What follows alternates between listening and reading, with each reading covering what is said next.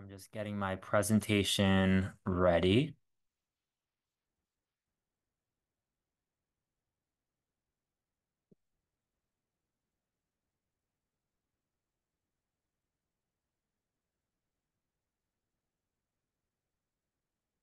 Okay, perfect. So good morning, good evening, good afternoon, whenever you are listening to this. Hello. I am Joey Ciano. I am an attending emergency medicine doctor. I did a fellowship in global health out in Northwell in New York, and I work at Penn Medicine in Philadelphia, PA. And today I will be chatting about travel medicine and the clinical approach to a febrile traveler. Okay. So first, we will be talking about travel and how you prepare for it. This will be largely based on geographically where you plan to go and what types of activity you plan to do. Secondly, we will talk about a returning traveler with a fever. This will be through a case-based discussion, a clinical vignette, hopefully somewhat interactive, even though this is a virtual asynchronous um, lecture. And then lastly, I'll talk about the reporting process for certain diseases in the United States and how this works with the Department of Health and how you do this. And at the end, I will go through some summarizing points. So let's get started.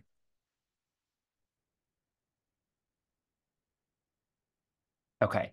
So as already mentioned, how you prepare is very much based on where you go in the world and what types of things you will do.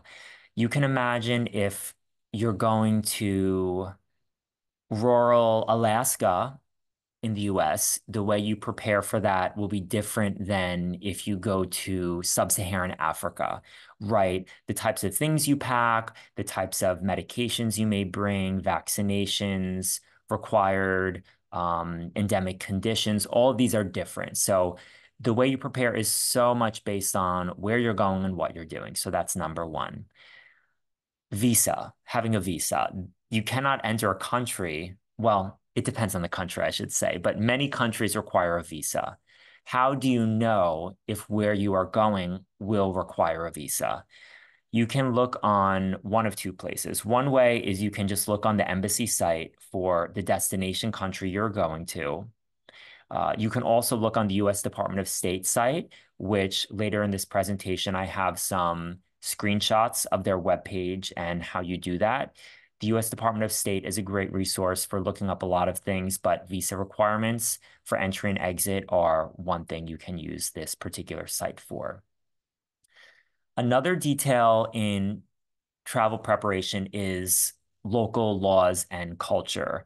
Um, this is hard to fully prepare for, but I would highly recommend if you know anyone who has gone to the particular country you plan to go to, or someone who is a national of that country, it's highly beneficial to chat with them just if they have any like in general tips.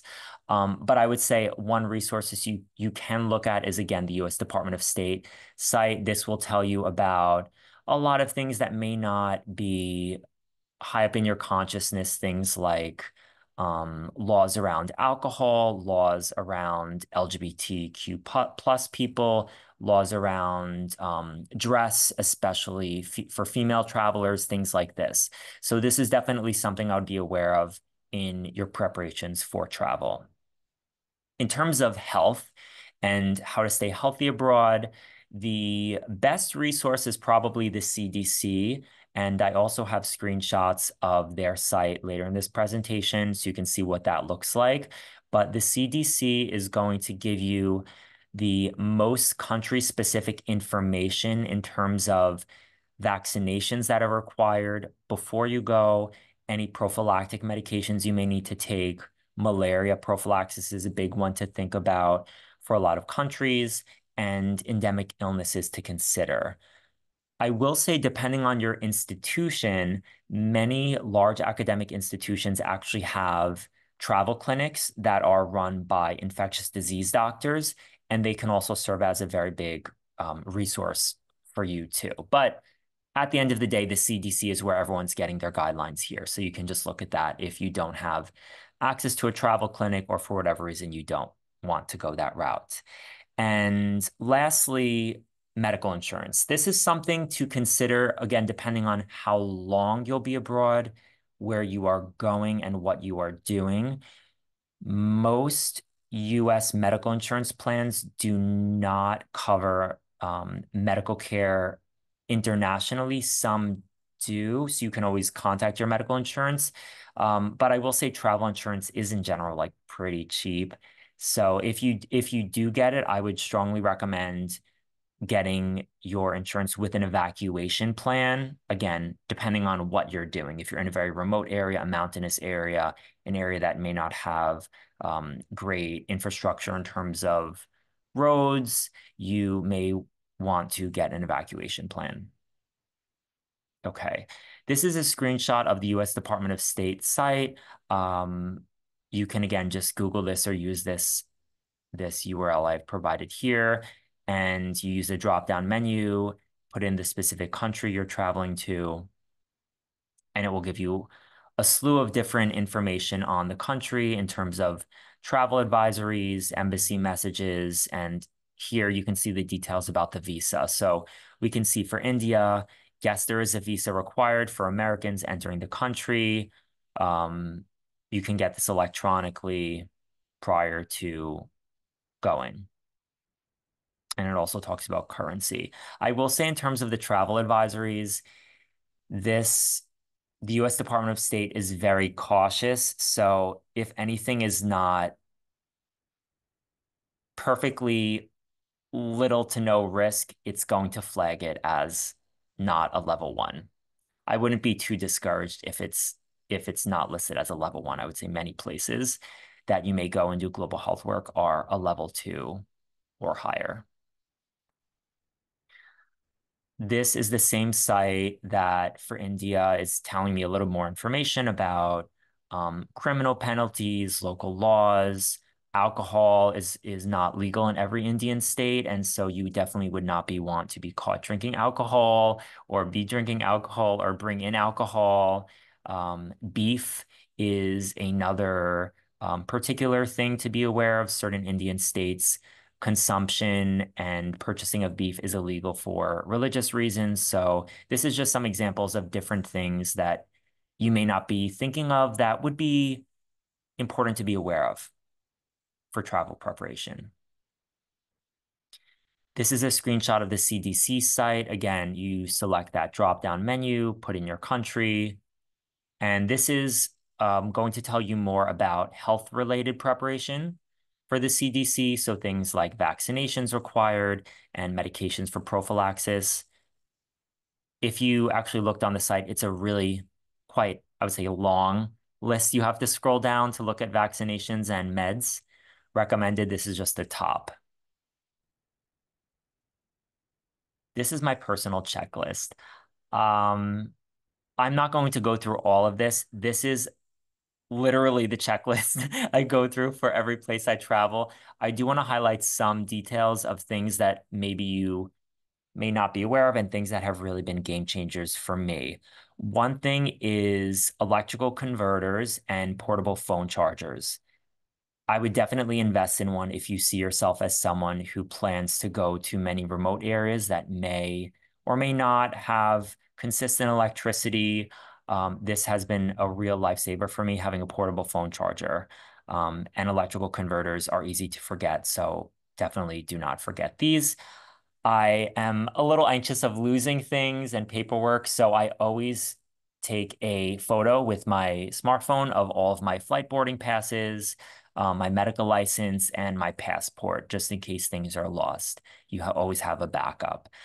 In terms of medications I bring, I always bring loperamide, which is an antidiarrheal, and PO azithromycin for traveler's diarrhea, which is something I'm sure all of you will suffer from at one point or another in your travels and life abroad.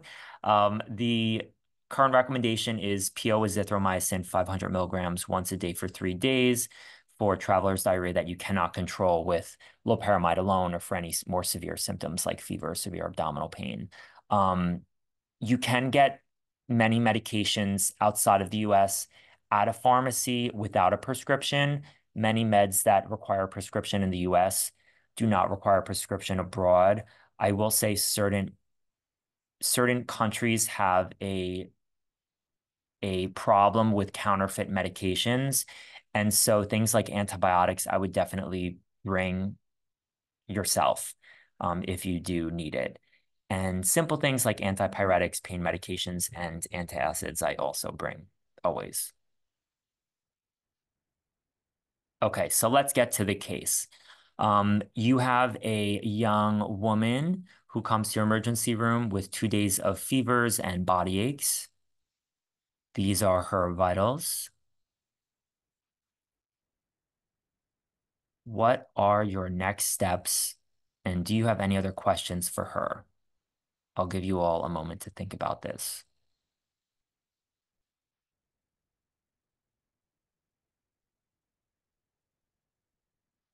So, next steps. We're all emergency medicine doctors. I think all, if not most of you are who should be watching this. And even if you're not, with emergency medicine, we always think about worst things first. So your first steps would be, of course, your primary survey, your ABCs, getting the patient connected to a cardiac monitor, IV access, um, getting an EKG, checking a glucose, getting a pregnancy test, probably giving some antipyretics, maybe some IV fluids, symptomatic treatment, things like this. Um, in terms of other questions, we are talking about travel, so it would be fair to assume that this particular patient, um, you should ask about travel. Where were they? Do they have any recent travel? If so, where did they go? How long were they there? When did they return? What types of activities did they do abroad? Did they take any of those prophylactic medications? Are they up to date with their vaccines? Did they go get the required vaccines pre-travel? Are there any other associated signs and symptoms? This would be a big question. Things like any respiratory complaints, shortness of breath or cough. Is there any rash?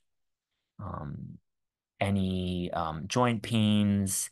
Any urinary symptoms? Any vomiting or diarrhea? Abdominal pain? Any sick contacts that they had abroad? Any issues with bleeding. These are all things that will help you figure out what you should be concerned about and what is highest on your differential. Okay, so you find out that your patient is actually a global health fellow. This could be you now or in the future. Okay. And she was in Eastern Africa. She was in Uganda for a about 1 month trip. She came back 7 days ago. While she was in the country, she was in both rural areas and urban areas. She was involved with direct medical care and also did some survey-based work in the community. She tried to be as healthy and diligent as she could, and only ate hot cooked food and drank what she was told to be clean, potable water. She did a good job and got all of her required vaccinations pre-travel. But for whatever reason, she opted to not take any prophylactic medications. So she did not take malaria prophylaxis, which, just so you know, would be recommended for a 30-day trip to Uganda. And she has no past medical or surgical history. She's on no daily meds, has no allergies. So with this additional information, you may have more questions perhaps, but what are you thinking about for your differential and what are your next steps in terms of any testing, medications that you're thinking of for this patient? I'll give you a moment to think about this.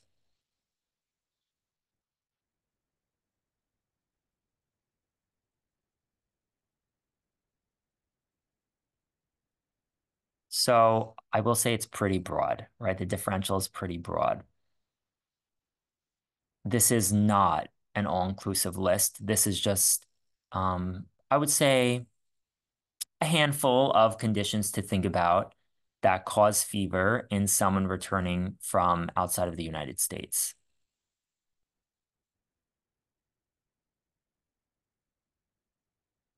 In terms of how we narrow this down, again, this is going to be largely based on where geographically the patient went and what they did, how long they were there, when they came back. That detail will tell us more about the incubation period, and that will, again, help narrow down the differential for some people, any associated signs or symptoms. And I would say probably the best resource here is the CDC and up to date, of course. But the CDC, if you type in a location, they'll tell you about all the endemic conditions, and that will help you understand what you should be um, aware of and consider and test for. Our patient, when you question her more, she says, Doc, I only am having fever and body aches for 2 days. That is it. No respiratory complaints, no GI complaints, nothing else. Just fever and body pains. That's it. Only went to Uganda. Again, came back a week ago, but was there for 30 days. She already told us the types of activities she was doing. She was at a medical clinic or hospital and also was in community, did not take any prophylactic meds, and is up to date on the vaccines. So with this, there are some things we can say, maybe less likely, maybe more likely. So there's no respiratory complaints. So we could say maybe less likely tuberculosis. She's not endorsing any abdominal pain, any vomiting, diarrhea. So maybe less likely typhoid. There's no jaundice. Again, no abdominal pain, no vomiting, so maybe less likely hepatitis. She was also pretty good about eating clean foods, so maybe less likely hepatitis. There's nothing about bleeding, so maybe less likely Ebola. Nothing about rash, so maybe less likely Zika or chikungunya, although not 100%. You don't always have to have a rash. And then these are the other things we think about too. But again, nothing is 100%. This is all about risk stratification here. Okay. This is a chart, again, not an all-inclusive list. These are just some common conditions to think about in the returning traveler in terms of the incubation periods. For our particular patient, she was gone for 30 days in Uganda. So this doesn't help us too much because we don't know if she was exposed to this pathogen at the beginning of her trip, the middle of the trip, or the end of the trip. So we don't know when her incubation period started, right? So it could really be any of these. This graphic depicts the epidemiology around travelers coming back to the US from abroad and severe illnesses they may have. This does not require you to have fever. So not all the conditions here do cause fever. Um, as you can see on the top, the number one is traveler's diarrhea. Super common, mostly from E. coli, but there are other conditions that can cause this as well. Um, After that, you see malaria, influenza, dengue, hepatitis, typhoid. So these are just some things to think about in terms of what's common and what's less common in people returning to the US. Okay, I'm not going to go through all of this, but I do want to highlight when you do your physical exam on the sick traveler, there are certain things you're going to be looking for that are unique to this population of people. So you're going to look at the skin. Is there any rash? Is there any signs of coagulopathy like petechiae or any eschars? Is there any signs of bleeding? Is there any scleral icterus, jaundice, any organomegaly, enlarged lymph nodes? This again will help you put the patient in different categories to help you narrow down your differential and help tailor what types of investigations and serological testing you opt to perform.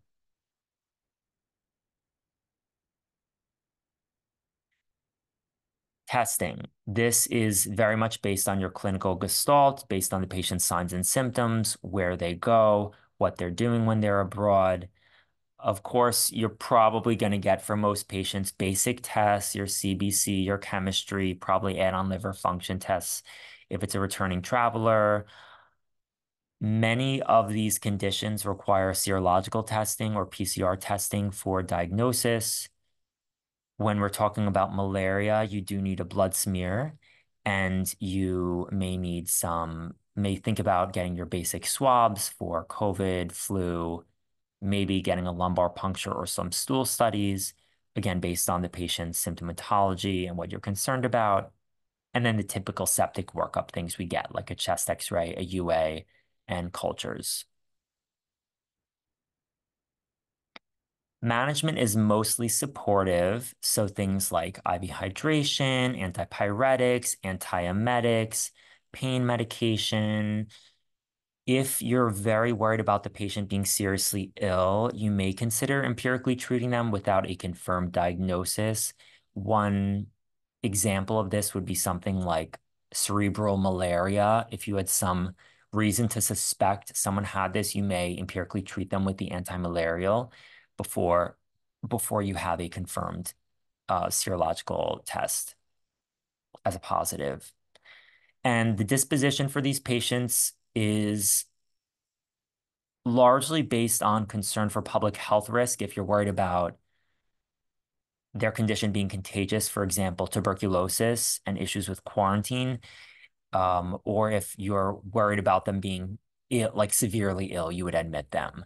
And I mention this because you may likely will not have the confirmed diagnosis in the emergency department when you're ready to disposition the patient. Many of these tests take many hours or days. They may be send out tests that aren't performed in your hospital. And so you're making decisions based on how they look, what their vitals are, what their labs are, and concern for public health. So to come back to our patient, you do the typical workup. Her chest X-ray and UA are negative. Her labs show a mild elevated white blood cell count and a lactate under 2. You do decide to send malaria because she did not take her prophylactic meds. Your lab is extremely efficient and runs it, and it is a negative blood smear. You also do the typical viral swab. She's pan-negative for COVID, flu, and RSV, and you send dengue serology, and it is positive. So your patient's got dengue. I guess first, how do you treat this, and what's your dispo? It is mostly supportive care, so you can discharge a patient. It's mostly antipyretics, pain meds, fluids, and return precautions for new or worsening symptoms. Do you report this to the Department of Health?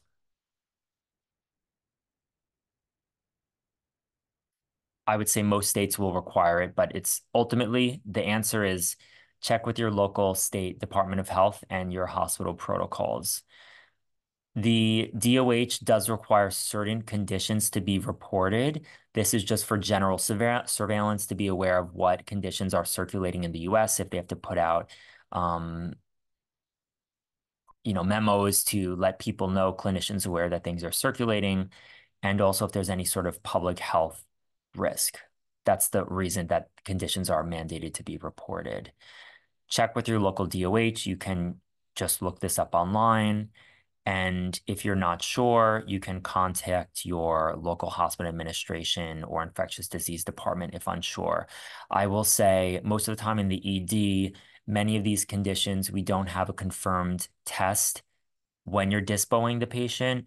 And so the lab, different hospitals have different procedures, but sometimes the lab will report if it's positive. The infectious disease department will report if it's positive. If you have ACPs, physician's assistants, sometimes certain hospital protocols have them report if it's positive to the DOH. This is just one example of New York City and their DOH site. New York City does have dengue as a listed reportable condition, and you can report it simply by using the site, or you can also call them. Okay, so just to summarize, being prepared before you travel is so important to allow you to stay healthy, and you need to stay healthy to do the work you want to do and prioritize your mission for why you're traveling. The US Department of State and the CDC will be probably your top resources for looking at visa requirements, safety details, and recommended vaccinations and medications for prophylaxis. When we're thinking about fever and the differential diagnosis of fever in the returning traveler, it is very much dependent on country visited, activities performed, symptom timeline, which goes along with incubation period, exam findings, and other details. And when we think about disease reporting, I would strongly recommend following your local DOH and institutional policies for this. These are some resources you may find helpful. You can take a picture of this, perhaps. This is my contact information.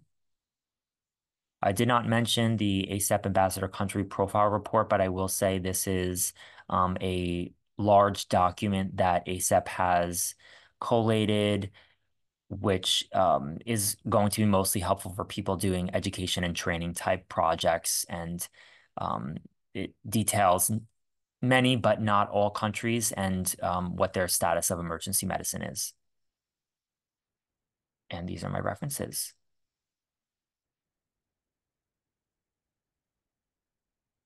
Thank you so much and have a great day.